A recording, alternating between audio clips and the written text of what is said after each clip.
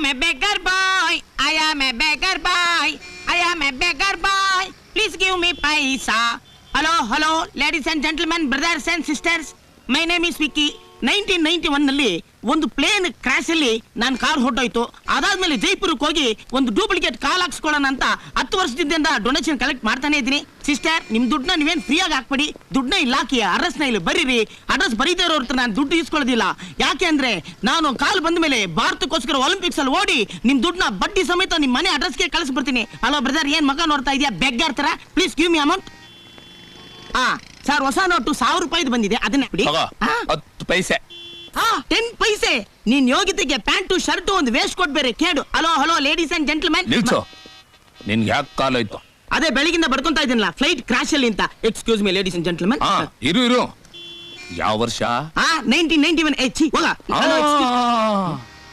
ಈಗ ಹೇಳಿದ್ರೆ ಆಗಯ್ಯ, ಯಾವ ತಿಂಗಳು, ಎಷ್ಟನೇ ತಾರೀಕು, ಎಲ್ಲಿ, ನಿನ್ ಜೊತೆ ಯಾರ್ಯಾರು ಪ್ರಯಾಣ ಮಾಡ್ತೀರೋ ಎಲ್ಲ ಫುಲ್ ಡೀಟೇಲ್ಸ್ ಕೊಡಯ್ಯ. ನೀನ್ ಕೊಟ್ಟಿರೋ 10 ಪೈಸೆಗೆ history of the accident, geography of the incident ಎಲ್ಲ ಹೇಳ್ತಾರ.